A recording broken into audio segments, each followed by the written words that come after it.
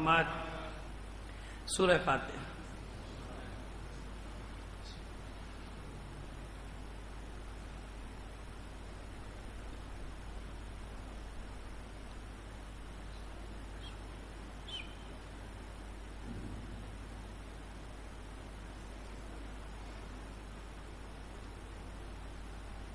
اعوذ باللہ من الشیطان الرجیم. بسم اللہ الرحمن الرحیم.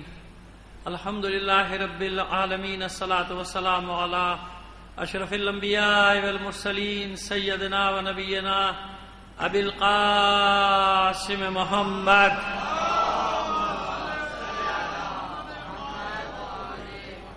وآلہ الطیبین الطاہرین المعصومین ولعنۃ اللہ علی اعدائہم اجمعین من الآن الی قیام یوم الدین. اما بعد فقد قال اللہ تعالی فی کتابہ المبین وہو اصدق القائلین وقولہ الحق. بسم اللہ الرحمن الرحیم. شہر رمضان الذی انزل فیہ القرآن ھدی للناس بینات من الھدی والفرقان فمن شہد منکم الشہر فلیصمہ.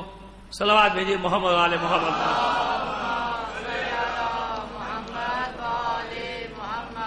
آپ سے درخواست کروں گا مرحوم سید عاشق حسین نقوی، مرحوم غلام شبیر، مرحومہ نواب بی بی، سیدہ نواب بی بی، مرحومہ سیدہ غلام فاطمہ، مرحومہ سیدہ تسلیم فاطمہ اور اس خاندان کے تمام مرحومین اور تمام شہداء کو شامل کر کے ایک سورہ فاتحہ پڑھ کر بخش دیجیے گا. بسم اللہ.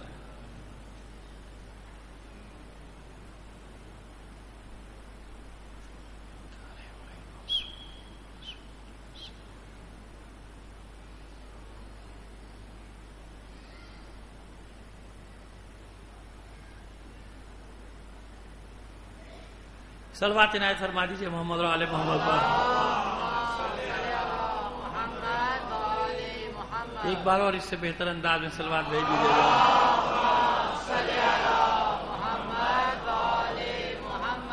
ہماری بات ہو رہی ہے، عنوان تو ہم نے بتا دیا روزہ.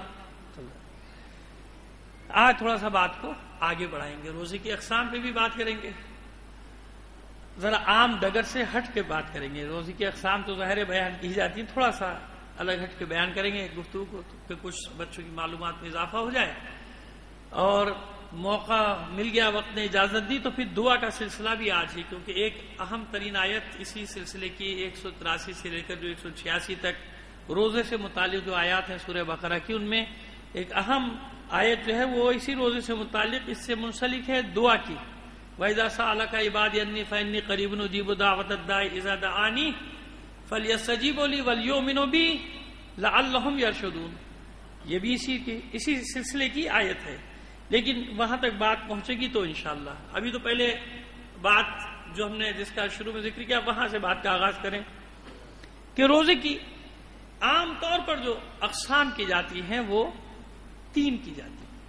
یہ جو ہم سنتے رہتے ہیں، 2 منٹ کی تکرار یوں سمجھ لیجئے تاکہ جو بچے بیٹھے ہیں جنہوں نے نہیں سنا پہلے وہ بھی سن لیں. ٹھیک ہے، پھر اس کے بعد وہ بات کریں گے جو ہم کرنا چاہتے ہیں، جو بات کرنا چاہتے ہیں وہ بعد میں.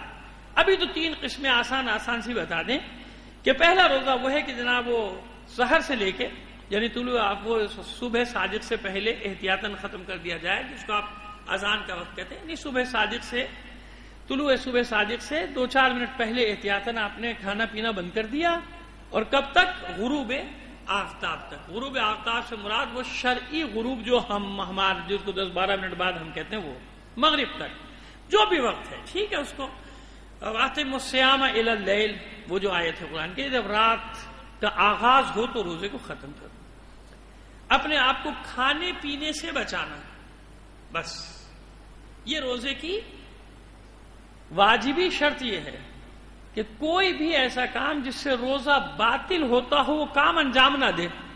کھانے پینے کے علاوہ بھی کچھ چیزوں سے روزہ باطل ہو جاتا ہے نا. جیسے میں نے عرض کیا تھا پہلے کہ اللہ رسول یا معصوم پہ جھوٹ باندھ دو، اگر جھوٹ بہتان لگا دو، بات جو انہوں نے نہیں کی ان سے منسوخ کر دی تو روزہ باطل. تو بہت سارے کام اور بھی ایسے کہ جس سے روزہ باطل ہو جاتا ہے. آپ دیکھ لیجیے گا فقہی کتابیں علماء بتا دیں. خیر یہاں سے بھی بتانا چاہیے لیکن وہ متحمل الفاظ کے نہیں ہو سکتے، بچے بھی بیٹھے ہیں تو اس کو آپ جا کے دیکھ لیجیے گا کہ وہ جو چیزیں ہیں جن سے روزہ باطل ٹھیک ہے، ان چیزوں سے اپنے آپ کو بچانا. یہ کیا ہوا؟ روزہ ہو گیا. نماز پڑھی نہیں پڑھی روزہ ہو گیا. عموماً لوگ یہ سمجھتے ہیں، اب دیکھیے میں کیا بات کرنے جا رہا ہوں، کہیں گے الٹا کہہ دیا مولانا نے، بجائے صحیح بات بتانی غلط بات بتا رہے۔ عموماً لوگ یہ سمجھتے ہیں کہ بھائی نماز نہیں پڑھی تو روزہ نہیں ہوگا، گھر میں بھی کہتے ہیں کہ اب تو روزے میں تو نماز پڑھ لو، تو وہ بیچارہ جو کبھی نماز نہیں پڑھتا روزے میں نماز پڑھتا ہے، کیونکہ وہ سمجھتا ہے کہ یہ لازمی جز ہے، نماز نہیں پڑھی تو روزہ نہیں ہوگا۔ حالانکہ میں آپ سے پوری ذمہ داری کا یہی مسئلہ یہی ہے کہ روزہ الگ عبادت ہے، نماز یعنی روزہ ہوگا آپ کا اگر آپ نے نماز نہیں پڑھی جب بھی۔ کون سا روزہ ہوگا؟ جو واجب ہے، یعنی فاقہ، کہ آپ روزہ نہ رکھنے کے گناہ سے بچ گئے، ثواب نہیں ملا، کچھ نہیں ملا، مگر اس گناہ سے بچ گئے جو روزہ نہ رکھنے کا گناہ تھا۔ سمجھ میں آ گئی بات؟ بھائی نماز تو وہ واجب ہے کہ عام دن ہو یا خاص دن ہو، نماز تو وہی واجب۔ تو بھائی روزے میں تو پڑھو، تو روزے کے بغیر کیوں نہیں پڑھو بھائی؟ وہ تو واجب ہے نا بھائی۔ رمضان کا روزہ تو ایک مہینے واجب ہے، نماز تو دن میں 5 وقت، 5 نمازیں واجب، وہ تو ہمیشہ ہی واجب ہے۔ بس اس لیے زیادہ تاکید کی جاتی ہے کہ رمضان میں کسی بھی نیک عمل کا اجر کئی ہزار گنا تک بھی مل سکتا ہے۔ سمجھ میں آ گئی بات؟ اسی لیے بہت سارے آپ نے دیکھا بیچارے مزدور ہوتے ہیں، وہ روزے کے عالم میں نماز پڑھی نہیں پڑھی، روزہ ہے ان کا، روزہ اپنی جگہ ہے۔ روزے کا تعلق سے نماز نہ پڑھنے سے روزہ باطل نہیں ہوتا، یہ کسی کا بھی فتویٰ نہیں ہے نا، کہیں بڑا آپ نے۔ ہاں تو لیکن کیا ہے، کیونکہ ایک ایسی عبادت ہے کہ اس کو کمال تک پہنچانے کے لیے۔ اب یہ ہے عام روزہ۔ اب خاص روزہ کون سا ہوا؟ کہ جس میں انسان تمام اعمال کو بجا لا رہا ہے، دیگر عبادتوں کو شامل کر رہا ہے، آنکھ کو بچا رہا ہے، کانوں کو بچا رہا ہے، زبان کو بچا رہا ہے، ہاتھوں کو بچا رہا ہے، پیروں کو بچا رہا ہے، غلط جگہ جانے سے، غلط کام کرنے سے ہاتھوں کو روک رہا ہے۔ یہ سب کیا ہوا؟ یہ ہو گیا خاص روزہ، کہ آنکھ کا روزہ، کان کا روزہ، ناک کا روزہ، زبان کا روزہ، کسی کو فحش نہیں دی، کوئی کسی کی غیبت نہیں کی، کسی کو گالی، اور غیبت تو روزے میں بہت ہی بڑا، یعنی اس کے تو خاص طور پر ہے کہ ہر عمل اس کا عبادت بن سکتا ہے، بشرط یہ کہ کسی کی غیبت نہ کرے۔ روزے میں غیبت کرتا ہے تو عمل ضائع ہو جاتا ہے، روزہ باطل نہیں ہوتا مگر کیا ہوتا ہے؟ عمل ضائع ہوتا ہے۔ یہ مولا کا فرمان ہے۔ یہ خاص روزہ ہو گیا، ٹھیک ہے، ہر چیز سے اپنے آپ کو بچا لیا، ہاتھ کو بچایا، پیر کو بچایا، آنکھ کان سب چیزوں کو بچایا، اور چیزوں لہو و لعب سے بھی اپنے آپ کو بچاتا رہا۔ یہ ہو گیا خاص روزہ، ٹھیک ہے۔ اب اس سے بھی آگے کا روزہ کون سا ہے؟ دل کا روزہ۔ یہ خواص کا روزہ ہے، دل کا روزہ، یعنی سب بچا، دل چاہ رہا ہے مگر بچا رہا تھا، یہ خاص روزہ تھا۔ دل تو چاہ رہا تھا کہ یہ کام کر لوں مگر نہیں کیا۔ اب وہ خاص کا روزہ کون سا ہوتا ہے؟ وہ دل کا روزہ ہوتا ہے، یعنی ان کا دل بھی روزے سے ہوتا ہے، ان کے دل میں بھی کسی برائی کا خیال تک، کسی ایسے غلط کام کا خیال بھی نہیں ہے، تو وہ خاص کا روزہ ہوتا ہے جہاں دل بھی روزے سے ہوتا ہے۔ لہذا روزے کے مراتب ہیں۔ اب آئیے ایک اور مرتبہ آپ کو بتاؤں روزے کا۔ یہ 3 تو وہ تھے جن کی تشریح بچوں کے لیے ہوئی تھی، خاص اللہ کے وہ خاص بندے کہ جن کے دل کا بھی روزہ ہوتا ہے نا، دل دماغ ذہن، یعنی ان کا ہر عضو، جس کو کہتے ہیں کہ ہر عضو کا روزہ ہوتا ہے، ان کے روزے سے ہوتا ہے، پاک ہوتا ہے، پاک و پاکیزہ ہوتا ہے، خیال بھی نہیں گزرتا کسی چیز کا۔ وہ خاص خدا کے بندے ہیں جن کا وہ روزہ ہوتا ہے۔ آئیے اب ایک اور درجہ بتاؤں، عرفاء نے ایک روزہ اور بتایا، اور وہ روزہ ہے پوری زندگی کا، جس روزے کا آغاز حیات ہے، جس روزے کا افطار اختتام حیات ہے۔ آغاز حیات سے روزہ شروع ہوتا ہے اور انجام حیات پہ روزہ ختم ہوتا ہے۔ یہ روزہ ہے۔ یہ روزہ کیا ہے؟ عرفاء کا۔ پہلے سہارا لیتے ہیں ایک عارف کا، اور اس کے بعد پھر سہارا لیں گے معصومین کی روایت کا، ٹھیک ہے۔ پہلے سمجھانے کے لیے شبلی دماوندی، شبلی نعمانی نہ سمجھیے گا، یہ شبلی دماوندی 3 ہجری کا بہت بڑا عارف گزرا ہے، جعفر ابن یونس اس کا اصل نام ہے، عارف باللہ، جس کے اوپر آج تک یہ جھگڑا ہے کہ شیخ کلینی یعقوب کلینی کہتے ہیں کہ ہمارا ہے، شیعہ ہے، اور اہل سنت کہتے ہیں ہمارا ہے۔ آدمی ایسا تو ہو، یہاں تو لوگ بھگا رہے ہوتے ہیں ہمارا نہیں ہے بھائی بابو، ایسا تو ہو کہ ہر آدمی کہے کہ ہمارا ہے، جیسے سید جمال الدین افغانی اہل سنت کہتے ہیں ہمارا ہے، شیعہ کہتے ہیں ہمارا ہے، بلکہ ہمارے بھائی تو بہت آگے، ان کا افغانی تھا ہی نہیں، وہ تو اسد آبادی تھا، جمال الدین اسد آبادی۔ اسلامی جمہوریہ میں افغانی نہیں کہتے جمال الدین افغانی کو، کیا کہتے ہیں؟ اسد آبادی، کیونکہ اسد آباد وہاں کا شہر ہے، اگرچہ کہ افغانستان میں بھی ایک چھوٹا سا قصبہ ہے جس کا نام ہے اسد آباد، خیر، لیکن اس بات پہ لڑائی ہے کہ ہمارا ہے کہ تمہارا۔ وہ تو شکر ہے کہ علامہ اقبال لاہوری پہلے سے لگ گیا نام کے ساتھ، ورنہ اسے بھی کچھ لوگ چرا کے لے جاتے کہ ہمارا ہے۔ ہاں، جیسے صاحب ابقات الانوار سید حامد، میر حامد علی، جنہوں نے ابقات الانوار لکھی ہے، تو وہاں میں نے کتاب لکھا ہے سید حامد نیشا پوری۔ ارے بھائی، یہ نیشا پوری کہاں سے معلوم ہوا؟ بھائی نہیں، ان کے 11ویں پشت میں نیشا پور سے گئے تھے، لہذا ہمارے ہیں۔ تو میں نے کہا پھر ہمیں کیوں نہیں مان رہے ہو؟ ہمارے جد بھی تو نیشا پور سے ہی گئے تھے بھائی، ہمیں بھی مان لو۔ صلوات بھیجیے محمد آل محمد پر۔ ارے بھائی، جتنے بھی سادات ہیں سب کے جد وہیں سے آئے، ہم بھی سبزوار سے آئے، تو ہمیں بھی مان لو سبزواری، ہمیں نہیں مان رہے ہو، ہمارے اجداد کو مان رہے ہو کیونکہ انہوں نے بڑی بڑی کتابیں لکھ دی۔ صلوات بھیجیے محمد آل محمد پر۔ خیر، یہ تو ایک دیکھیے، میں تعریفاً کہہ رہا ہوں کہ انسان ایسا تو ہو نا کہ لو ہر طبقہ چاہے کہ ہم میں سے ہو۔ تو شبلی دماوندی ایک ایسا ہی عارف باللہ شخص ہے کہ جس کے لیے یہ رسہ کشی آج تک جاری ہے، ہمارا ہے کہ تمہارا، وہ کہتے ہیں ہمارا، وہ کہتے ہیں ہمارا، شیعہ کہتے ہیں کہ ہمارا۔ تو شبلی دماوندی اس کا شاگرد ایک آیا رمضان میں اس کے پاس، تو شبلی دماوندی نے اس سے پوچھا کہ روزے سے ہے؟ کہاں روزہ ہے؟ کتنے دن کا روزہ رکھا؟ اپنے شاگرد سے پوچھا شبلی نے، کتنے دن کا روزہ رکھا؟ کہا استاد کیسی باتیں کر رہے ہو، روزہ ایک ہی دن کا ہوتا ہے، کتنے دن کا ہوتا ہے؟ صبح سے شام تک کا؟ کہا کہ نہیں، روزہ تو ساری زندگی کا بھی ہوتا ہے۔ کہتا استاد وہ کیسے ہو سکتا؟ وہ روزے کا وقت تو یہی ہے۔ کہا کہ نہیں، یہ روزہ تو جو تو رکھ رہا ہے یہ ایک دن کا ہے نا، کیا میں تجھے ایسا روزہ نہ بتاؤں کہ جو پوری زندگی کا روزہ ہو؟ کہ پوری زندگی کا روزہ کیسے ہو سکتا ہے؟ مطلب 70 سال کسی کی زندگی، تو ایک کیسے 70 سال کا روزہ ہوگا؟ کیسے 80 سال کا روزہ ہوگا بھائی؟ یہ وہ کسی نام نہاد کا وضو تھوڑی ہے جو 40 سال تک ٹوٹے ہی نہیں۔ ہاں ایسے ہے نا بھائی، ایسا تھوڑی ہوا 40 سال تک وضو ہی نہیں ٹوٹا بھائی۔ عجیب کہانیاں بنا رکھی ہیں، عجیب کہانیاں، کیسے خود سوچتے بھی نہیں کہ گئے کیا رہے ہیں کہ بولا صاحب کا 40 سال تک وضو نہیں ٹوٹا۔ اب آپ سوچی کہ اس 40 سال کے وضو نہ ٹوٹنے میں کتنے قسم کے مسئلے پیدا ہو گئے۔ صلوات بھیجیے محمد آل محمد پر۔ جی، اس کو سوچنے میں ہی مزہ ہے۔ میں اگر اس کی تشریح کر دوں تو مزہ ختم ہو جائے گا نا۔ اس کو سوچنے میں مزہ ہے کہ بس آدمی سوچے کہ کیا کہہ رہے بھائی۔ یہ بالکل ایسا جیسے ہمارے بھائی نے صاحبزادے کی طرح، بیٹے کی طرح اس نے بتایا کہ صاحب وہ کسی سے سوال کیا گیا کہ تراویح کب شروع ہوئی؟ ان کا سب سے پہلے حضرت عیسیٰ نے پڑھی۔ وہ کون سی کتاب سے پڑھی؟ انجیل سے پڑھی، زبور سے پڑھی، توریت سے پڑھی، قرآن تو آیا نہیں تھا۔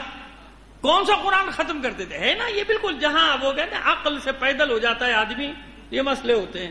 تو بھائی 70 سال کا روزہ کیسے ہو سکتا ہے؟ اگر کسی کا عمر 80 سال ہے کیسے روزہ ہو سکتا ہے؟ تو سوال ہے نا۔ اس نے کہا کیسے ہوگا استاد؟ کہ اس نے کہا کہ ہو سکتا ہے۔ اب دیکھیے عرفا کی بات ہے، یہ سمجھنے کی بات ہے، کہا کہ پوری اپنی زندگی کو ایک دن قرار دے دے۔ کہا استاد میں اب بھی نہیں سمجھا۔ اچھا یہ بتا کہ تو روزہ کیسے رکھتا ہے، کیسے چاہتا ہے کہ روزہ رکھے؟ کہا استاد میں کوشش کرتا ہوں جیسے بتایا گیا ہے کہ کھانے پینے کے علاوہ بھی آنکھ، ناک، کان، سب، زبان، ہاتھ، پیر، دل ہر چیز کو بچاؤں، گناہوں سے بچاؤں۔ کہا یہی ہے نا اچھا روزہ، کامل روزہ یہی ہے نا تیرا؟ سب کا کہا کہ ہاں استاد یہی بتائے گا کامل روزہ یہ کہ ہر چیز کو بتانا. کہا کہ بس اس پوری زندگی کو ایک دن قرار دے دے ایسا ہی. جیسے تو نے یہ روزہ رکھا ہے نا، اپنی پوری زندگی کو ایک ایسا دن بنا دے. جب ایسا دن سمجھ لے گا، ایک دن کی زندگی سمجھے گا، تو ہر وقت ان تمام چیزوں سے پرہیز کرے گا جن سے خدا ناراض ہوتا ہے. تو کہ یہ وہ روزہ ابدی ہے جو اولیاء اللہ رکھتے ہیں. یہ پوری زندگی ان کی اسی حالت میں گزر جاتی ہے. یعنی اگر وہ کھا پی بھی رہے ہیں مگر دیگر اعضائے جوارح کو تمام برائیوں سے بچا رہے ہیں، تو کہا یہی تو وہ روزہ ابدی ہے کہ جو صرف خاصان خدا رکھ سکتے ہیں اور کوئی نہیں رکھ سکتا. صلوات بھیجیے محمد علی محمد پر. یہ ہے مسئلہ کہ یہ ہے وہ روزہ ابدی. یعنی بتایا جا رہا ہے روزے کے ذریعے سے کہ ایک دن تم نے کیسے بچایا، اپنے نفس کو بچایا نا، تو پریکٹس کرائی جا رہی ہے نا، تمہیں مشق کرائی جا رہی ہے 1 مہینے تک کہ 1 مہینے میں سمجھو بات کو کہ پوری زندگی اسی طرح اپنے آپ کو بچانا ہے. جب پوری زندگی اسی طرح بچانا ہے تو نامہ اعمال میں 30 روزے نہیں ہوں گے، پوری زندگی روزے سے لکھی جائے گی. اور جب پوری زندگی روزے سے لکھی جائے گی تب آئیے اب روایت کی طرف آتا ہوں. اب تیار ہو جائیے آپ ایک مطلب سننے کے لیے، اور اللہ توفیق دے کہ وہ مطلب آپ تک پہنچا دوں. ایک مشترکہ حدیث ہے. اب بتانا چاہ رہا ہوں پوری زندگی کے روزے کا نتیجہ کیا ہے، انجام کیا ہے، ملتا کیا ہے. دونوں طرف ہے یہ حدیث جو میں پڑھنے رہا ہوں آپ کے سامنے، وہاں بھی ہے ہماری بھی. حضور نے فرمایا، چلو پانی بھی پلا دو.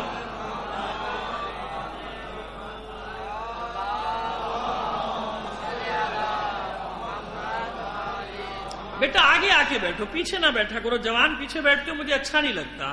صلوات بھیجتے ہوئے آگے بڑھائیے محمد آل محمد پر.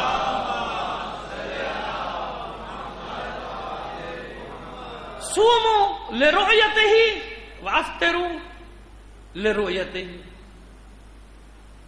یہ ایک حدیث ہے رسول کی، دونوں جگہ ہے کہ چاند دیکھ کر روزہ رکھو، اور چاند کا یعنی رمضان کا چاند دیکھو روزہ شروع کر دو، شوال کا چاند دیکھو روزہ کھول لو. صوموا لرؤيته وافطروا لرؤيته. رمضان کا چاند دیکھو روزہ رکھ لو، شوال کا چاند دیکھو روزے تمام کر دو، ختم کر دو. اور اگر موسم ابر آلود ہو تو 30 دن پورے کر لو. اس زمانے اب تو دیکھ لیتے نا، دوربینوں سے دیکھ لیتے، اوپر جا کے بادلوں کے پیچھے سے بھی دیکھ لیتے. کہیں وہ پہلی محکمہ موسمیات بتا دیتا ہے، مگر ہمارا محکمہ موسمیات بھی فیل ہے ایک مسجد کے سامنے. ویسے واقعی داد دیتا ہوں ان کی ہمت کو بھی، میں داد دیتا ہوں، واقعی میں داد دیتا ہوں. کتنی ڈھیٹ میں نے نہیں دیکھے دنیا انہیں مال. اچھا لوگوں کو پہلے سے، میں ایک جگہ بیٹھا تھا، یقین مانے اس دن وہ ہوتی تھی تو یہی بات ہوتی کہ نہیں آج چاند ہونے کا امکان نہیں. تو میں نے ان کو چیلنج کیا، میں نے کہا میں آپ کو چیلنج کر رہا ہوں کہ 10:30 بجے اعلان ہوگا ایک جگہ سے کہ چاند ہو گیا. اور سب وہی ہمارے احباب بیٹھے ہوئے تھے دوسرے، کہنے نہیں آپ سوء ظن رکھتے. میں نے کہا اچھا چلیے آپ کو 10:30 بجے پتہ چل جائے گا. تو خیر میں نے تو فون نہیں کیا، ان کا خود ہی بیچارے کا شرمندہ ہو گیا. فون آ گیا، قبلہ آپ صحیح کہہ رہے تھے، وہ اعلان ہو گیا وہاں سے. میں نے کہا بھی نظر آ جائے. اب دیکھیے میں آپ کو فقہی مسئلہ بتاؤں، ان کا بھی آپ کو اس لیے دے رہا ہوں کہ اگر کوئی آپ کے سامنے بات کرے آپ جواب دے سکیں. فقہی مسئلہ بتا رہا ہوں ان کے حساب سے بھی، ہمارا نہیں ان کا. بھائی دیکھیے میں نے ان کے سامنے یہ مسئلہ رکھا کہ دیکھیے 2 باتیں. ہوتا یہ نا کہ جب وہاں آل سعود کا چاند نکلے گا تو ان کا چاند نکلے گا، ایسے ہی نا. اس لیے انتظار کرتے ہیں یہاں کا کچھ بھی اعلان ہو، وہاں کیا اعلان ہوا ہے وہ دیکھنا ہے. ٹھیک ہے، لیکن کہتے کیا ہے کہ گواہیاں مل گئیں، یہی ہے نا. تو 2 گواہیاں فلاں جگہ 4 سدہ ثوابی مردان پہاڑی، جہاں پہاڑ نہیں ہے وہاں بھی پہاڑیوں پہ چاند نظر آ جاتا ہے. ان کو میدانی علاقے میں بھی پہاڑ نکال لیتے ہیں. ایک تو یہ بات، ایک تو یہ راز آج تک سمجھ میں نہیں آیا کہ کبھی میرے ٹھٹا میں نظر آ جائے. بھائی کبھی سجاول میں نظر آ جائے ہمارے یہاں، کبھی بدین میں بھی نظر آ جائے، نہیں، نظر وہیں آئے گا. جو دوسرا چاند نظر آئے گا وہ وہیں نظر آئے گا اور کہیں نہیں نظر آئے گا. اسی جگہ جہاں آپ کی پہنچ نہ ہو، جہاں آپ کی پہنچ نہ، وہیں پہ کوئی سی نے بھی فون کرا دیا، ہاں بھائی گواہیاں مل گئی، چاند ہو گیا، جاؤ 2 گواہیاں چاہیے ہمیں، تو 15 مل گئی. ٹھیک ہے، اچھا بھائی، اب ان کے فیور میں بیٹھ گئے کچھ دانشور کے نہیں، بالکل پورے عالم اسلام کی ایک عید ہونا چاہیے، ایک رمضان ہونا چاہیے، یہ ہونا چاہیے، وہ ہونا چاہیے. اور کیونکہ وہ مرکز ہے، جب سعودی عرب میں چاند ہو جائے تو آپ کو بھی روزہ رکھ لینا چاہیے. ٹھیک ہے، مان لیا. اب اس پر ٹکے رہیے، اور پھر اعلان کر دیجئے. اس میں ڈر اور خوف کی کون سی بات ہے؟ ہمارے فاطمی بھائی جو ہیں، بوہری برادران، وہ ان کا ایک دن پہلے رمضان شروع ہوتا ہے، وہ عید بھی ہو جاتی ہے. آج تک کوئی جھگڑا ہوا آپ کو پتا بھی نہیں اکثر کو، کیوں کہ وہ جھگڑا کرتے ہی نہیں کسی سے. وہ اپنی فقہ کے حساب سے، میں کوئی ان کی برائی تھوڑی کر رہا ہوں، میں تو مسئلہ بتا رہا ہوں کہ وہ اپنی فقہ کے حساب سے روزہ رکھتے ہیں خاموشی سے. عید بھی ایک دن پہلے ہو جاتی ہے ان کی، لیکن معاشرے میں فساد سے بچنے کے لیے دوسرے دن سب کے ساتھ مل کے عید مناتے ہیں. اس دن ایسے رہتے ہیں، عید کی نماز بھی پڑھ لیں گے، عید بھی منا لیں گے، لیکن باہر نہ کھائیں گے، نہ پیئیں گے، نہ دکانیں کھولیں گے. کیوں بھائی؟ نہیں، معاشرے میں فساد نہ ہو. تو اچھے لوگ ہوئے کہ نہیں ہوئے نا اچھے لوگ. فقہ اپنی فقہ کے حساب سے بھائی، تو آپ سیدھا کہہ دیجیے نا کہ ہم آل سعود کے پیچھے ہیں. جب ان کا چاند ہوگا ہمارا بھی چاند ہوگا، جب ان کا چاند غروب ہوگا انشاءاللہ تمہارا بھی غروب ہو جائے گا.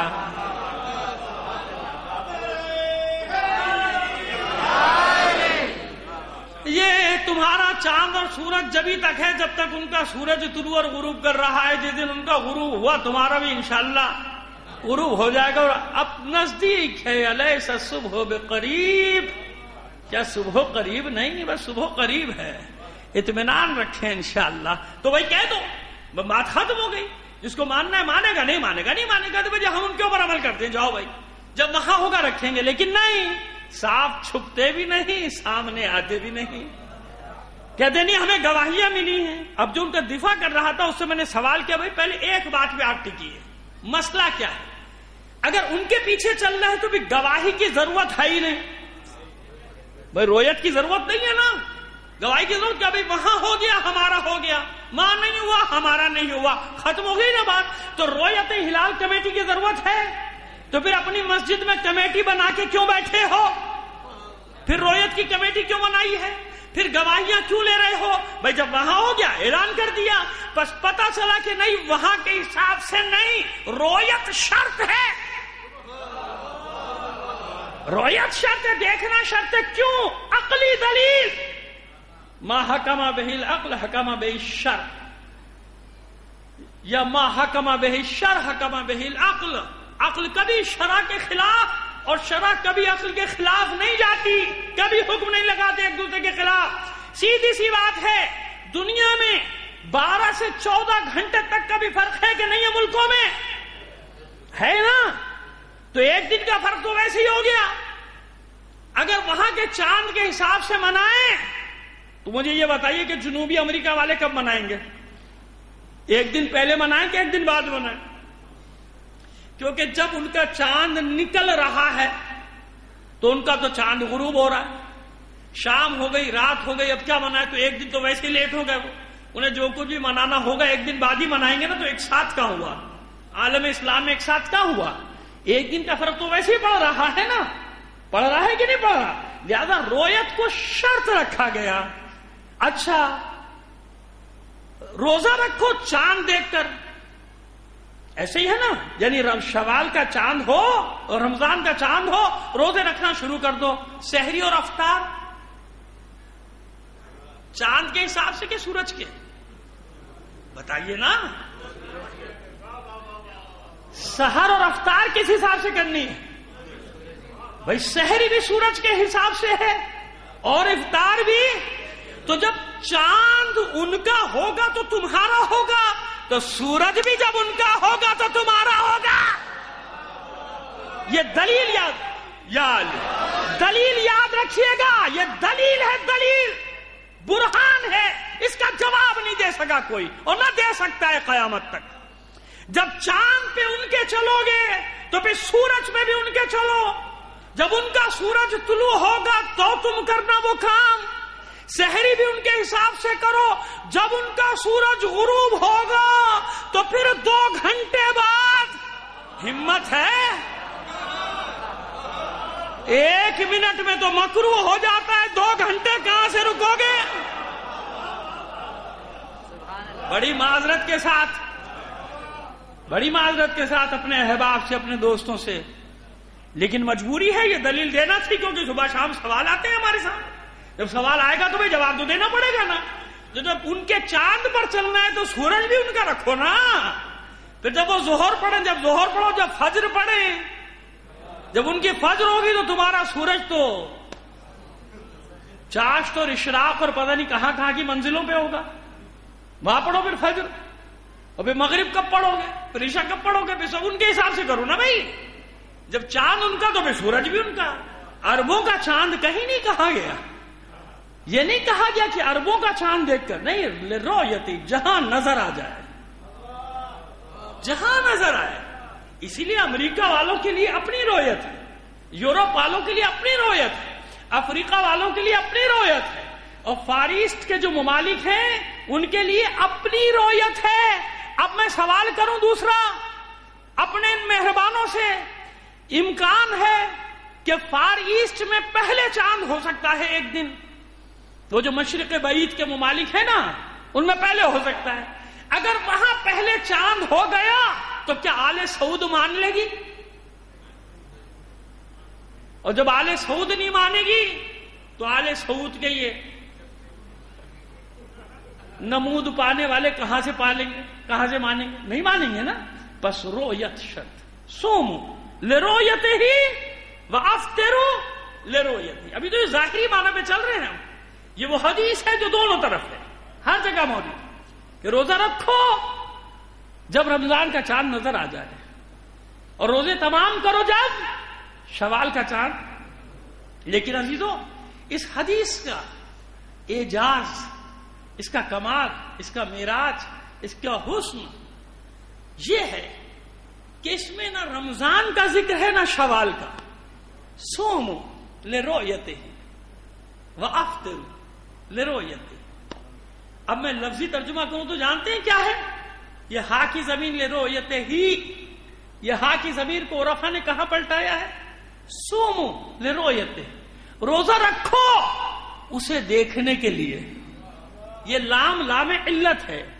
طلبہ بھی بیٹھے ہیں اور مجھے اندازہ ہو رہا ہے شاید کچھ اساتذہ بھی بیٹھے ہیں. لام علت ہے، سبب بتاتا ہے، سبب بتانے کی. صوموا لرؤیتہ، اس کو دیکھنے کے لیے روزہ رکھو. وافطروا لرؤیتہ ہی کی ضمیر ہے نا، اور افطار کرو اسے دیکھنے کے لیے. وہ تھا ظاہری معنی، یہ ہے عرفا کا باطنی معنی. یعنی دونوں حالتوں میں نیت ہے اللہ کے دیدار کی. روزہ رکھو بھی اسے دیکھنے کی تمنا کے ساتھ، روزہ کھولو بھی اسے دیکھنے کی تمنا کے ساتھ. اب وہ حدیث پھر دوبارہ سن لیجئے. للصائم فرحتان عند الافطار، فرحت عند الافطار وفرحت عند لقاء ربہ. روزے دار کے لیے 2 خوشیاں ہیں، ایک افطار کی اور ایک جب وہ اللہ سے ملاقات کرے گا وہ خوشی ہے اس کے لیے. یہ اس کا معنی ہے صوموا لرؤیتہ وافطروا لرؤیتہ. روزہ رکھو اسے دیکھنے کے لیے. لام علت ہے، سبب بتا رہا ہے، سبب. وافطروا لرؤیتہ، یعنی مقصد صرف اس کا دیدار ہونا چاہیے، مقصد لقاء اللہ ہونا چاہیے. اور دیدار کی رؤیت کی تشریح میں کر چکا آپ کے سامنے. یہاں مراد تجسیم نہیں ہے، تجسیم نہیں ہے کہ مجسم، معاذ اللہ خدا نہ کرے. وہاں تو حالانکہ ہم پر الزام لگاتے ہیں ہمارے بعض برادران کے ہیں کہ نہیں وہ قیامت کے دن تو مجسم نظر آئے گا. کہاں سے نظر آئے گا مجسم؟ وہ محیط ہے. مجسم محدود چیز ہوتی ہے. مجسم ہو جائے تو محدود، کتنی ہی بڑی ہو یہ دنیا، کتنی ہی بڑی ہو، محدود ہے کہ نہیں؟ اس کی حدیں ہیں یا نہیں؟ یہ نظام شمسی کتنے ہی ارب میلوں پر پھیلا ہوا ہو، محدود ہے یا نہیں؟ یہ گلیکسی، یہ کہکشاں خرب میلوں پر اور خربوں ستاروں سیاروں میں مشتمل ہو، محدود ہے یا نہیں؟ اس کی حدیں ہیں نا. عالمین تمام تر وسعتوں کے باوجود محدود ہے کہ نہیں؟ پھر جب یہ عالمین کو نہیں دیکھ سکتے، سیاروں کو نہیں دیکھ سکتے، یہ تو اتنا سا ذرہ بھی نہیں ہے کائنات میں بھائی، زمین جس پہ میں رہ رہا ہوں، آپ رہ رہے ہیں، اس کی حیثیت کیا ہے؟ تو وہ کیسے مجسم جو محیط عالمین پر محیط ہے، محدود نہیں ہے. محدود ہوتا تو مجسم ہوتا. بس اس دیدار کا معنی کیا ہے؟ اس لقاء اللہ کا معنی کیا ہے؟ یہ وہ دیدار ہے کہ معصوم فرماتے ہیں کہ میں نے کوئی کام نہیں کیا، کوئی بات نہیں کی، کوئی فعل نہیں کی جس کو کرنے سے پہلے اللہ کو نہ دیکھا ہو، جس کو کرنے کے بعد اللہ کو نہ دیکھا ہو. اب یہ ظاہر کے معانی کے سمندر لیے ہوئے، یہاں جو معنی سمجھ نہیں پاتا وہ تجسیم کا قائل ہو جاتا ہے. تجسیم یعنی جسم کا قائل. جب جسم کا قائل ہو جاتا ہے تو اسے کوئی جسم تلاش کرنا پڑتا ہے. سنیے گا، ایک اشارہ کرنے جا رہا ہوں. جب اللہ کے لیے معاذ اللہ تجسیم کا قائل ہو جائے تو پھر ایک جسم چاہیے نا. تجسیم کسی شکل میں دیکھنا چاہتا ہے تو اللہ کے لیے کون سی شکل تلاش کرے گا؟ اللہ کے لیے کون سا جسم جو کائنات میں حسین ترین ہوگا؟ بس یہاں بہک جاتا ہے. جسے سب سے حسین، جسے ساری طاقتوں کا مظہر، جسے ساری قدرتوں کا مظہر، جسے سارے کمالات میں کامل پاتا ہے، بہک جاتا ہے تو وہیں اللہ کو لے آتا ہے. کیونکہ جب تجسیم کا قائل ہو جائے گا تو کوئی جسم تو پھر چاہیے نا جہاں. بس اسی سے بچنا ہے، اسی سے تو بچنا ہے، تجسیم نہیں. کیوں؟ تجسیم جہاں جسم و جسمانیات آ جائے وہاں محدودیت. محدود ہے نا جسم، ایک طرف ہے تو ایک طرف نہیں ہے. کتنا بڑا ہوگا، کتنا ہی عالم. آپ دیکھ رہے ہیں نا گلیکسی کو، آسمان کو دیکھ رہے ہیں، جو جہاں تک آپ کی نگاہ جا سکتی ہے. اس کے باوجود کتنی پوشیدہ ہیں چیزیں، کروڑوں اربوں خربوں چیزیں آپ کی نگاہوں میں کہاں نہیں پوشیدہ ہیں کہ نہیں ہے؟ تو اللہ کون ہے؟ محیط. ہر شے کا جو احاطہ کیے ہوئے ہے وہ آپ کی نظروں میں کہاں سما سکتا ہے؟ اسی لیے تو کہا کہ مجھے آنکھوں سے تلاش نہ کرو، مجھے دل میں تلاش کرو. اللہ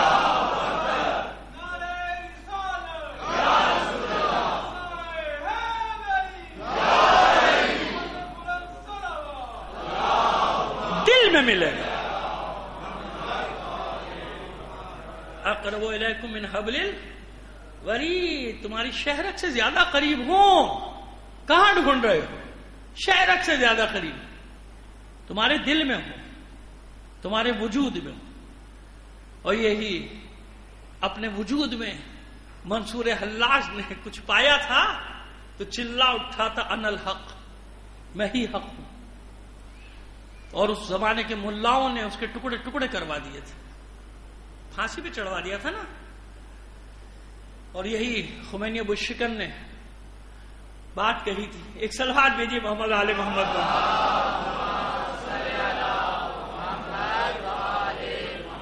بہرحال بات کہیں سے کہیں نکال جائے گی، لوگ پتہ نہیں کیا سے کیا سمجھ بیٹھیں گے. پالونی نے بھی یہی کہا تھا،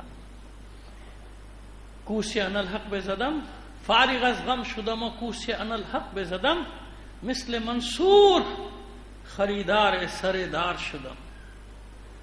ہر غم سے بے غم ہو گیا ہوں، فارغ ہو گیا ہوں، اور ان الحق کا نعرہ میں نے لگا دیا ہے، اور منصور کی طرح اپنی پھانسی کا طلبگار ہو گیا ہوں. مثل منصور خریدار سردار شدم، میں نے اپنی پھانسی کو خریدنے کے لیے تیار ہو گیا. یعنی یہ عارفوں کا کلام ہے، عرفا کا کلام ہے. یعنی جو میں دیکھ رہا ہوں وہ تم دیکھ نہیں سکتے. یہ غلاموں کا حال ہے، تو بتائیے آقا کا کیا حال ہوگا؟ غلام ہے، غلام، کسی شک میں نہ پڑیے گا۔ اور اگر زندگی میں یہ شعر سامنے آ جاتے نا خمینی کے، تو یقین مانے کہ ان کے فالوورز بھی ان کے پیچھے نہ چلتے، تو یہ کیا کہہ رہا ہے بھائی؟ لیکن بابا یہ وہی کلام ہے کہ منصور کو پھانسی پہ چڑھا دیا، ٹکڑے ٹکڑے کر ڈالے، ملاؤں نے مروا دیا منصور کو، اور پھر وہی ملا بعد میں پچھتاتے تھے کہ ہم سے زیادہ حق کو یہ پہچانتا تھا۔ کیا مطلب ہے؟ تمہارے وجود میں میں ہوں، میں تمہارے وجود میں ہوں، تمہاری شہرت سے زیادہ قریب و تلاش کرنے کہاں جا رہے ہو؟ اپنے وجود میں تلاش کرو۔ اور مولا کے اس فرمان پہ لا کے سمیٹوں گا بیان کو، کیا تزم انک جرم صغیر وفیک انطوى العالم الاکبر۔ مولا عارفان کا کلام ہے یہ۔ اے انسان، اے بندے، کیا سمجھتا ہے تو اپنے آپ کو کہ تو کوئی معمولی سا رینگنے والا کوئی کیڑا ہے؟ جرم جراثیم کو کہتے ہیں عربی میں۔ اتزعم انک جرم صغیر، کیا تو اپنے آپ کو سمجھتا ہے کہ تو کوئی بہت ہی معمولی سا کیڑا ہے، جراثیم ہے؟ کیڑا تو بڑا چیز ہوتی ہے نا، جراثیم تو جو نظر بھی نہیں آتا، جرم، جسے فارسی میں کہتے ہیں کرم، کرم کتابی، کتابی کیڑا۔ جرم کرم سے بھی چھوٹا ہے، جرم عربی کا لفظ ہے، اس کے معنی ہوتے ہیں جراثیم، بعض جراثیم جو نظر بھی نہیں آتے نا، کائنات میں ہماری کیا حیثیت ہے؟ لیکن مولا فرماتے ہیں تزعم انک جرم صغیر، کیا تو سمجھتا ہے کہ تو ایک معمولی جرم ہے، جراثیم ہے، چھوٹا سا کیڑا ہے، جاندار ہے؟ نہیں، وفیک انطوى العالم الاکبر، تیرے اندر ایک بہت بڑی کائنات چھپی ہوئی ہے تیرے اندر، یعنی اپنے وجود کو ڈھونڈ، اپنے آپ کو، جس نے اپنے آپ کو پا لیا اس نے رب کو پا لیا۔ اب وہی مولا کا قول پھر لے آتا ہوں بات کو مکمل کرنے کے لیے، فقد عرف نفسہ عرف ربہ، جس نے اپنے آپ کو پہچان لیا اس نے اپنے رب کو پہچان لیا۔ یہ وجود، تیرے وجود کے اندر ہوں میں، کہاں تلاش کر رہا ہے مجھے؟ آنکھوں سے تھوڑی نظر آؤں گا۔ یہ ہے وہ ملاقات، یہ ہے وہ دیدار، یہ ہے وہ رویت کہ جسے مل جائے تو وہ اس عشق الہی میں ڈوب جاتا ہے۔ پھر اس پر آنے والی مصیبتوں میں جو لذتیں ہیں اس کو وہی محسوس کر سکتا ہے۔ جن صحابہ کرام کے مصائب پر ہم غمزدہ ہوتے ہیں نا، جیسے کہ جناب ابو ذر غفاری، جانتے نا کتنی مصیبتیں اٹھائیں۔ کبھی انشاءاللہ دعا کیجئے، توفیق دی زندگی رہی، صرف اور صرف اصحاب رسول پر ایک اشرا پڑھنے کی خواہش رکھتے تاکہ وہ ریکارڈ پر آ جائے اور پتہ چلے کہ اصحاب رسول ہے کیا اور کسے کہتے ہیں۔ ہماری مشکل یہ ہو گئی ہے کہ ہمارے پڑھنے والوں نے نادانستہ طور پہ خود بھی تقسیم کر دی۔ تقسیم کی کیسی بات ہے؟ تقسیم نہ کرو، تقسیم کرنے والی بات نہیں ہے، جواب وہی مل جاتا ہے۔ ایک حدیث بتاتا ہوں، پھر وہ مطلب بیان کروں گا آپ کو، جناب ابو ذر کا۔ اچانک بس ذہن میں آ گئی بات، سلمان منا اہل البیت۔ یہ حدیث یہ نہ سمجھے گا کہ آپ کے یہاں ہے، یہ حدیث بھی جتنی بھی پڑھ رہا ہوں نا ابھی تک حدیثیں، یہ سب مشترک ہیں، کوئی جھگڑے والی بات ہی نہیں ہے۔ یہ وہاں بھی ہے، سلمان منا اہل البیت، بہت سارے آپ نے اس کے معنی سنے ہوں گے، ایک معنی اس طالب علم سے اور سنتے چلے جائیے۔ سلمان منا اہل البیت، سلمان ہم اہل بیت میں سے، ایسے ہی ہے نا، سلمان ہم اہل بیت میں سے۔ اس حدیث کو ہمارے برادران بھی مانتے ہیں۔ تو میں نے ان سے کہا آپ نے جھگڑا تو خود ہی ختم کر دیا، آپ نے جھگڑا تو خود ہی ختم کر دیا کہ حدیث بیان کر کے ہم پلہ بتاتے نا کہ بس آپ اہل بیت کوئی فرق نہیں، جب کوئی فرق نہیں تو بھائی رسول نے یہ کب کہا کہ اہل بیت میرے اصحاب کی طرح ہیں؟ بھائی آپ خود فرما رہے ہیں کہ ایک صحابی کے لیے کہا رسول نے کہ صحابی میرے اہل بیت میں سے ہے، یعنی اہل بیت کا وہ مقام ہے کہ تمام صحابہ بھی نہیں، ان میں بھی کوئی ایک اس قابل تھا کہ جسے اللہ کے رسول نے اہل بیت میں شامل ہونے کا مژدہ سنایا۔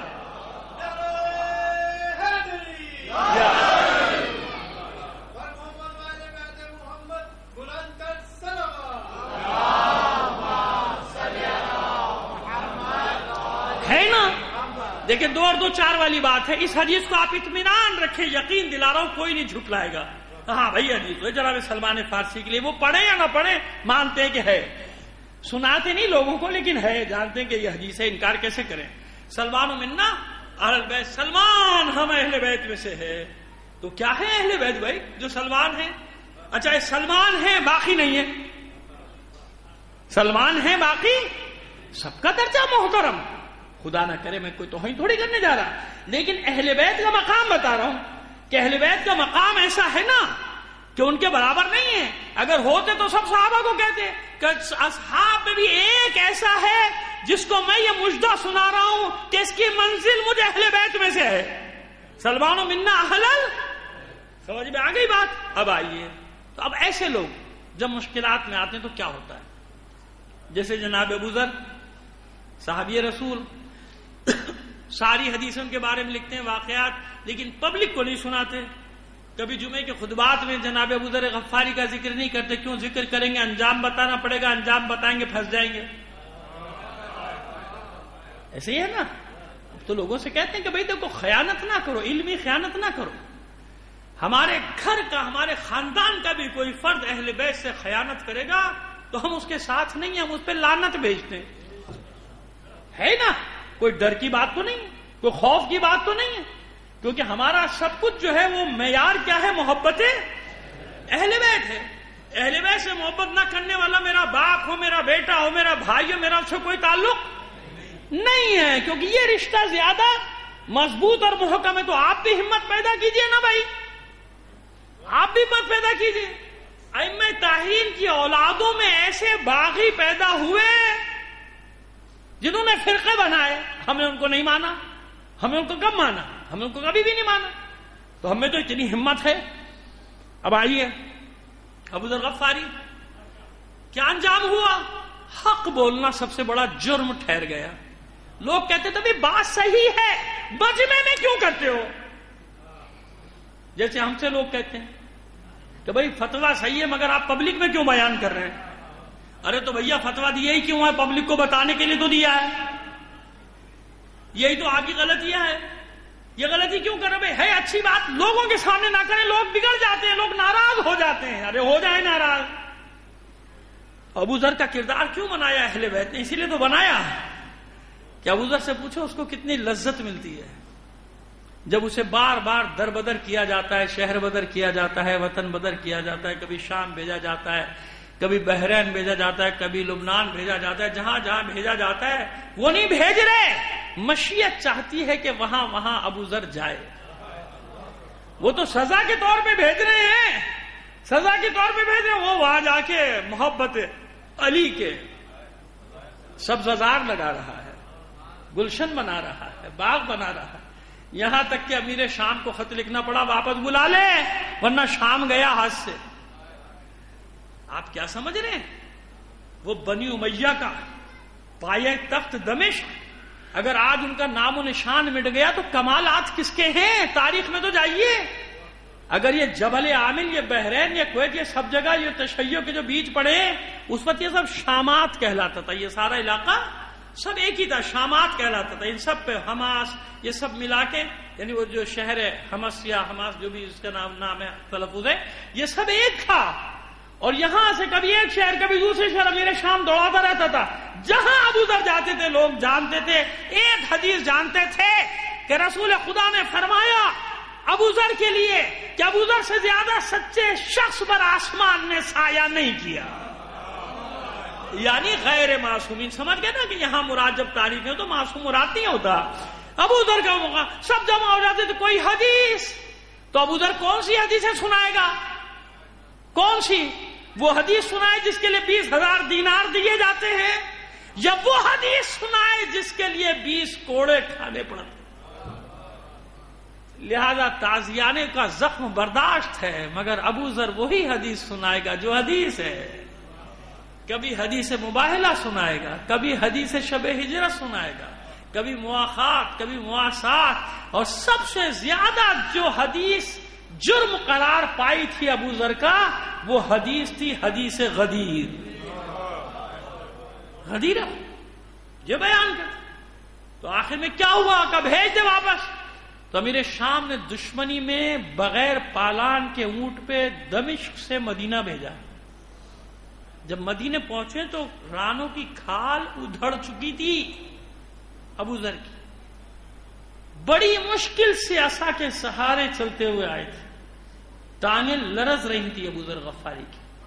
اور جب دربار میں ایک یہودی جو مسلمانوں کا جس نے بھیس دھار رکھا تھا، نام نہیں لینا چاہتا، لوگوں کے لیے بڑا محترم ہے وہ، تو اس نے جب ایک غلط تفسیر کی آیت کی تو اسی عصا سے اس کو مارا کہ یہودی کی اولاد تو ہمیں ہمارا دین پڑھائے گا. جیسے ہم بڑے خوش ہوتے نا، اور بھائی فلاں تو کنورٹیڈ ہے، وہ تو پڑھ کے ہوا ہے، پڑھ کے اسی لیے تو ہوا ہے کہ تمہارے دین کا بیڑا غرق کرے.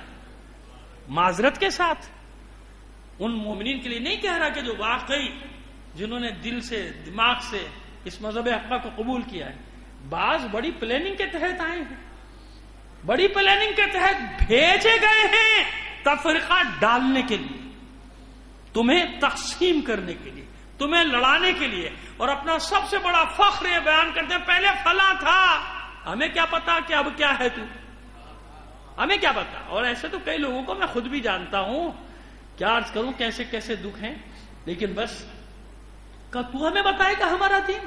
ایسے ہی آج کل ہمارے ساتھ ہو رہا ہے، ہمیں ہمارا دین بتانے آ رہے ہیں. ہاں ان مومنین کے لیے نہیں، بخدا ایسے اہل بیت کے چاہنے والوں کو جانتا ہوں کہ جنہیں اتنی قربانیاں دینی پڑی ہیں، اپنا خاندان چھوڑنا پڑا ہے، اپنی نوکری چھوڑنی پڑی ہے، اپنا کاروبار چھوڑنا پڑا ہے، اپنے دوستوں کی دشمنیاں مول لینی پڑی ہیں، مگر جب مذہب حقہ پہ آ گئے تو آ گئے. ان کی بات میں نہیں کر رہا کہ خدا نہ کرے آپ یہ سمجھیں کہ میں ان سب کو نہیں ہے، میں وہ خاص ایجنٹوں کا ایک طبقہ بھیجا گیا ہے، سمجھ گئے؟ خاص جیسے لارن صاف عربیہ کون تھا؟ مسلمانوں کو نماز پڑھاتا رہا، حرمین شریفین میں امامت کی ہے لارن صاف عربیہ نے، کرنل لارنس نے، اور اس کو ہیرو سمجھتی ہے. آل سعود کہتی ہے ہمارا ہیرو، آج تک ہیرو مانتے ہیں اس کو. وہ جو برطانوی انٹیلیجنس کا ایجنٹ تھا. تو اب مجھے بتائیے کہ کتنے لارنس ہمارے یہاں چھپے ہوں گے، ہیں کہ نہیں؟ بھیس بدل کے آئے ہوں گے. لہذا ہوشیار ہوشیار، دماغ دل کی آنکھیں سب کھلی رکھو، ہر طرف دیکھو، دین کہاں سے لیا جاتا ہے اس کو سمجھو. خیر ختم کیا بات کو میں نے. جناب ابو ذر غفاری کو ربضہ صحرا، جہاں کی یادیں بڑی تلخ تھی جناب ابو ذر کے لیے، نہیں جاتے تھے وہاں، وہیں بھیجا گیا کہ وہاں آخری دن گزارو. اب دو مختلف روایتیں ہیں، ایک میں بیٹی ساتھ ہے، ایک میں زوجہ. کہیں لکھا کہ بیوی ساتھ ہے، ممکن ہے کہ دونوں ساتھ ہوں، لیکن بہرحال یہ دونوں الگ الگ روایتیں ہیں.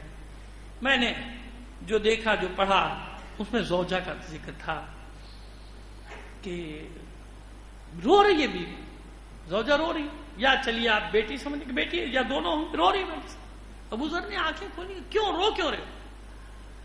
کہا کہ رسول کا صحابی اس عالم میں صحرا میں پڑا ہے، کوئی خبر لینے والا نہیں ہے، یہ کیسے لوگ ہیں، کیسے مسلمان ہیں، کیسا زمانہ آ گیا. ابو ذر مسکرائے، کہا تجھے نہیں معلوم اس کے بدلے میں اللہ نے کیسی نعمتیں رکھی، لذت، تکلیفوں میں لذت محسوس کر رہے ہیں. ابو ذر تسلی دی کہ دیکھو میں مرنے والا ہوں، میرا دم نکلنے والا ہے. کہ میں کیسے دفناؤں گی تجھے؟ کہ اطمینان رکھو، میرے مولا نے مجھے خبر دی ہے کہ اللہ کے نیک ترین بندے مجھے آ کر دفنائیں گے، مت ڈرو. میرے مولا نے خبر دے دی ہے، مجھے دفنایا جاؤں گا، اور نیک بندے، اللہ کے نیک بندے. اور وہی ہوا. کچھ دیر میں اس دھوپ، تپش، گرمی، صحرا میں جناب ابو ذر کا انتقال ہو گیا. میں تو اس کو شہادت ہی کہوں گا کہ اللہ کی راہ میں اہل بیت کی محبت میں جان دے دی، چلے گئے. جب ہم جیسا عام انسان کہہ سکتا ہے اپنے لیے مما تعالی اب آل محمد ماتا شہیدہ، تو ابو ذر کا کیا مقام ہے جانتے ہیں آپ. تو بس ابو ذر اس دنیا سے رخصت ہوئے اور سرہانے بیٹھی رو رہی ہے، بیٹھی اور سوچا کیا کریں، کیسے دفنائیں. دیکھیں قافلہ چلا آ رہا ہے. قافلہ جانتے ہیں کس کا ہے؟ مالک اشتر کا. مالک ابن حارث کو یہ اعزاز حاصل ہے، کس نے اپنے ہاتھوں سے جناب ابو ذر کو دفنایا ہے. وہاں پہنچے، اس بی بی نے روکا کہ صحابی رسول ابو ذر غفاری اس صحرا میں جان دے گئے. پتہ چلا سب مالک اشتر کے ساتھ ہی پڑا ہے. روئے, گریا کیا, اپنے ہاتھوں سے دفنایا. لیکن ابو ذر کو کوئی تکلیف نہیں تھی. اچھا, ریاکاری سے ہٹ کرنا ایک بات کیجئے. ریاکاری, کیونکہ جہاں ریا آ جائے وہاں کیا ہوتا ہے؟ شرک. ریاکاری خود ایک شرک ہے. ریاکاری کا مطلب یہ ہوتا ہے کہ میں جو کام کر رہا ہوں وہ اللہ کے لیے نہیں کر رہا, لوگوں کو دکھانے کے لیے کر رہا ہوں جو بھی کر رہا ہوں. لیکن انصاف سے بتائیے کہ جب انسان خلوص کے ساتھ ریا سے پاک ہو کر اہل بیت کے غم میں آنسو بہہ رہا ہوتا ہے یا ماتم کر رہا ہوتا ہے, اسے تکلیف کا احساس ہوتا ہے. رونے کے بعد اسے سکون ملتا ہے یا نہیں؟ سکون ملتا ہے نا. میں رویا ہوں, اہل بیت کے غم میں رویا ہوں, میرے آنسو آنکھوں سے بہے. بس اس کو اوپر لیتے جائیے, درجہ درجہ اوپر لیتے جائیے. جتنی جتنی معرفت بڑھتی ہے نا, تکلیف راحت بنتی چلی جاتی ہے. تکلیف کیا بنتی چلی جاتی ہے؟ راحت. اسی لیے جون غلام ابو ذر, جو جناب ابو ذر کے بعد, انتقال کے بعد کس کے حصے میں آیا؟ امام سجاد کی غلامی میں آیا. جب یہ جون عاشور کے دن آیا ہے امام کی خدمت میں, 70 سال سے زیادہ کا سن ہے, بڈھے اور سیاہ فام حبشی. یہ جون جب آئے ہیں امام کی خدمت میں, اور آنے کے بعد کا مولا مجھے بھی رن میں جانے کی, میدان میں جانے کی اجازت دیں. مولا نے دعا دی اور کہا کہ جون نہیں, یہ تمہاری عمر نہیں ہے, تمہارا سن نہیں, تم نے بہت خدمت کی ہماری, جاؤ تمہیں آزاد کیا, اپنی زندگی بسر کرو, یہ تمہارا لڑنے کا سن بھی نہیں ہے. رونے لگا جاؤ, رونے لگا, قدموں میں سر رکھ دیے اور عجیب جملہ کہا مولا سے. کہا مولا میں جانتا ہوں آپ کیوں مجھے اجازت نہیں دے رہے. بھائی عام آدمی ہے, ان پڑھ ہے, جاہل ہے. علیہ السلام تو اسے حسین نے بنایا ہے نا, ہے نا. عام آدمی, عام جاہل آدمی جیسی باتیں کرتا ہے, ان پڑھ. یہ جاہل کا لفظ معاذ اللہ میں نے محاورتن یا مجازن استعمال کیا, ورنہ کربلا میں حسین کے ساتھ جو بھی ہے وہ عارف ترین انسان ہے. اس سے بڑا عارف باللہ کون ہے؟ یہ مجازن بات کر رہا ہوں کہ ظاہری طور پہ نہ پڑھے لکھے ہیں, کوئی ایسا اسٹیٹس نہیں ہے. قدموں میں سر رکھ دیا, مولا میں جانتا ہوں آپ کیوں مجھے اجازت نہیں دے, کیونکہ میرا رنگ سیاہ ہے. ایک نفسیاتی بات کی نا, جانتا ہے کہ امام پہ میرے اس جملے کا کیا اثر ہوگا, کیا رد عمل ہوگا, کیونکہ میرا رنگ سیاہ ہے. اور آپ نہیں چاہتے کہ میرا سیاہ خون ہاشمیوں کے پاک خون میں مل جائے. مگر خدا کی قسم میں نے بھی طے کر لیا ہے کہ آج اپنا خون ہاشمیوں کے خون میں ضرور ملاؤں. عزادارو, اب مجھے بتائیے کہ آپ نے یہ جملہ کتنی مشکل سے سنا. خود امام پر کیا گزری ہوگی جب یہ جملہ کہا ہوگا جون نے. امام نے گریا شروع کر دیا, اٹھایا جون کو, سینے سے لگایا. کیا کہتا ہے جون, کیسی باتیں کرتا ہے جون, یہ تجھ سے کس نے کہا. اور روتے روتے کہتے ہیں جون تجھے کوئی نہیں روک سکتا, تیرا خون ہمارے خون میں ضرور ملے گا جون, تجھے یہ مرتبہ, یہ شہادت کا درجہ ضرور ملے گا جون. اور سن جون, اب تجھے بشارت دیتا ہوں جون, سن. قیامت کے دن جب اہل حشر پریشان ہوں گے, اپنی اپنی فکر لگی ہوئی ہوگی, اچانک ایک نور ساطع ہوگا, یعنی ایک نور نمودار ہوگا. اہل حشر حیران ہو کر کہیں گے کون سا نبی آ رہا ہے, کون سا پیغمبر ہے جس کا یہ نور ہے. ملائکہ ندا دیں گے یہ پیغمبر نہیں ہے, یہ نبی کا نور نہیں ہے, یہ کسی امام کا نور نہیں ہے, یہ حسین کے غلام جون کا نور ہے. اللہ تیرے چہرے کو قیامت کے دن اتنا نورانی کر دے گا کہ عرصہ حشر تیرے نور سے منور ہو جائے گا. جون جا, تجھے اجازت دیتا ہوں جون. جب میدان میں گیا کوئی اس کے مقابلے پر نہیں آتا تھا, تو جانتے ہیں دور سے پتھر مار رہے تھے, تیر مار رہے تھے, کوئی مقابلے پر نہیں آتا تھا. جون اپنے گھوڑے سے نیچے اتر آیا, خود اتار کے پھینک دیا, زرا بھی پھینک دی. کب بزدلو, مجھے پتھر کیوں مارتے ہو دور سے, مجھے تیر کیوں مارتے ہو؟ قریب آؤ، لڑو مجھ سے۔ لو میں نے اپنا خود پھینک دیا، لو میں نے اپنی زرہ اتار دی۔ میں تو تمہیں یہ دکھانے آیا ہوں کہ حسین کے عشق میں جان کیسے دی جاتی ہے۔ یہ وہ منزلیں ہیں، سننا آسان ہے، عمل کے میدان میں اس طرح جانا یہ بڑا مشکل کام ہے۔ یہ انصار حسین ہی کا مرتبہ اور یہ انہی کا درجہ ہے۔ عزاداروں، اس طرح میدان میں گیا ہے جو اس طرح لڑنے کے بتا رہا ہے کہ یہ حسین کے عشق میں جو ضربیں لگ رہی ہیں، ان ضربوں کی لذت کو ہم جانتے ہیں، ہم جانتے ہیں۔ اس لیے عزاداروں، کربلا کا ہر شہید ہونے کے بعد صرف یہی پوچھتا تھا امام سے، مولا میں نے حق ادا کیا یا نہیں، حق ادا کیا یا نہیں۔ اپنی تکلیفوں کا ذکر نہیں، اپنے زخموں کا ذکر نہیں۔ ہاں، آپ کو حیرت ہوگی کہ ایک ہستی نے اپنی تکلیف کا ذکر کیا ہے کربلا میں، اور وہ ہستی کون ہے؟ عباس علمدار۔ یہ ہے کہ نہیں تعجب کی بات؟ عباس نے حسین سے اپنی تکلیف کا ذکر کیا اور کسی نے نہیں۔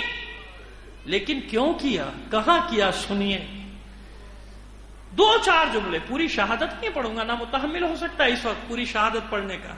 جب ام البنین کا بیٹا گرا ہے نا گھوڑے سے، سر کے بل گرا، سر کے بل، کیونکہ ہاتھ تو قلم ہو چکے تھے، سر پہ گرز کا وار لگا تھا، آنکھ میں تیر پیوست تھا۔ جتنی تکلیف سے عباس گرا ہے نا زمین پہ، مجھے نہیں سمجھ میں آتا کوئی اور گرا ہوگا۔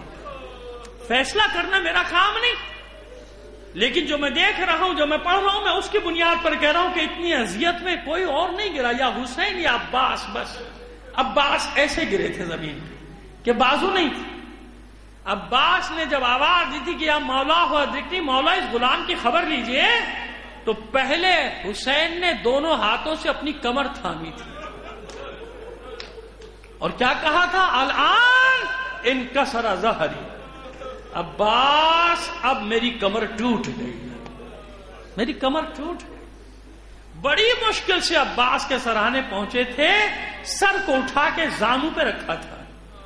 جیسے ہی عباس کو احساس ہوا، عباس نے اپنا سر زمین پہ پٹخ دیا۔ حسین نے پھر سر اٹھایا، زانو پہ رکھا، پھر زمین پر پٹخ دیا اپنے سر کو۔ عباس حسین فرماتے ہیں، عباس کیا ہمارا زانو ناگوار ہے؟ عباس کہتے ہیں، مولا ایسا کیسے ہو سکتا ہے؟ لیکن مولا میں غلام ہوں، زیب نہیں دیتا کہ غلام کا سر آقا کے زانو پر ہو۔ حسین کی آنکھوں میں اشک تو پہلے ہی سے کہا، اچھا عباس، ہم تمہارے امام ہیں نا، آقا ہے، ہمارا حکم ہے اب یہ سر ہمارے زانو سے ہٹانا مت۔ پھر سر اٹھا کے زانو پہ رکھ لیا۔ عباس کوئی حسرت، کوئی خواہش؟ 2-3 وصیتیں عباس نے کی، مولا میرا لاشا خیمے میں نہ لے جانا۔ بظاہر تو یہ کہا کہ بچی سے وعدہ کر کے آیا ہوں، پانی لانے کا، شرم آتی ہے بغیر پانی کے کیسے خیمے میں چلا جاؤں، لیکن میرا دل کہتا ہے کہ ایک وجہ اور بھی ہوگی عباس کی اس وصیت کی کہ عباس دیکھ رہے ہیں صبح سے لاشیں اٹھاتے اٹھاتے میرا مولا تھک گیا۔ عباس کو گوارا نہیں کہ کڑیل جوان بھائی کا لاشا بھی حسین اٹھا کر لے گا، میرا لاشا یہی نہیں۔ اچھا عباس، ایک اور وصیت عباس، اب وہ تکلیف کا ذکر کرنے جا رہا ہوں آپ کے سامنے کہ مولا ایک خواہش اور ہے۔ جب دنیا میں آیا تھا نا تو میں نے آپ کی زیارت کی تھی، رخ انور کی زیارت کی تھی، یاد رکھیے۔ حسین کی آغوش میں آ کر عباس نے آنکھیں کھولی تھی، اس سے پہلے نہیں۔ آپ کے رخ انور کی زیارت کی تھی۔ مولا اب جا رہا ہوں دنیا سے تو چاہتا ہوں کہ آپ ہی کی زیارت کر کے جاؤں۔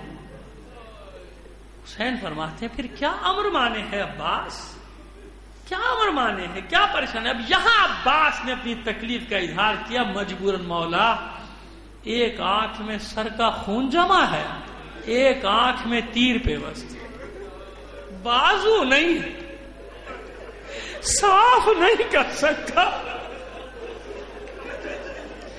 مولا میں کیسے آپ کی زیارت کروں؟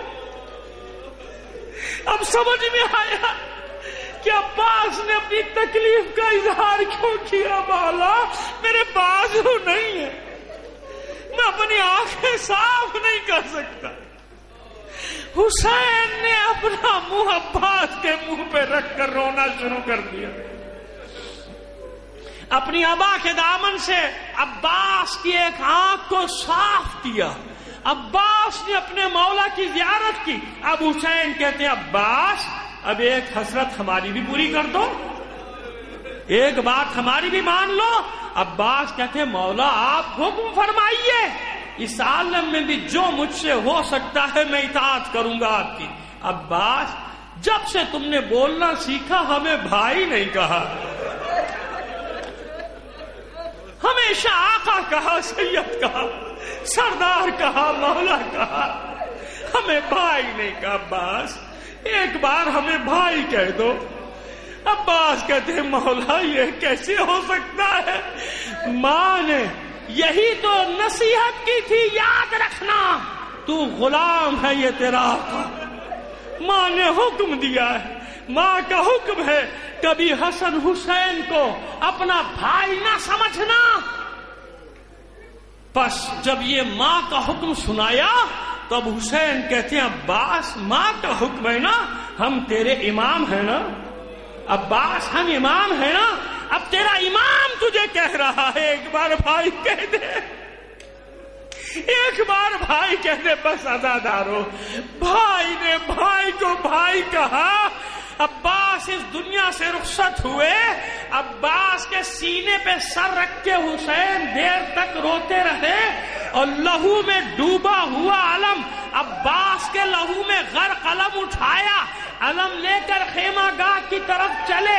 سکینہ پریشان ہے، بہت دیر ہو گئی، میرا چچا نہیں آتا.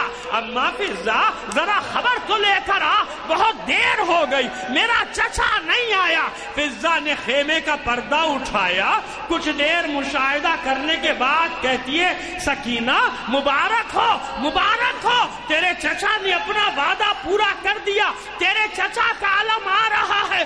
ارے اماں فضا آپ نے بہت جلدی کر دی، بہت جلدی کر دی.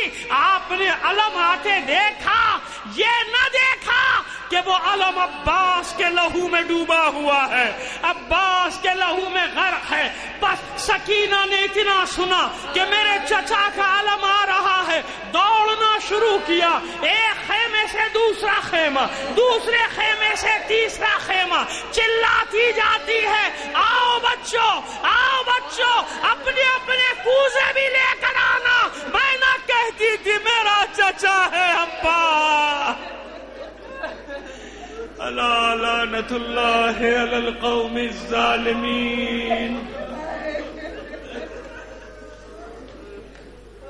وسيعلم الذين ظلموا أي منقلب ينقلبون. باری الہ بحق محمد و آل محمد ہمارے اس قلیل عمل کو قبول فرما لے. اپنی حاجات اپنے امام زمانہ کے توسل سے تیری بارگاہ میں پیش کرتے ہیں. دنیا میں جہاں کہیں بھی مومنین آباد ان کی جان و مال عزت و آبرو کی حفاظت فرما. عزاداران حسین کو اپنے حفظ و امان میں رکھ.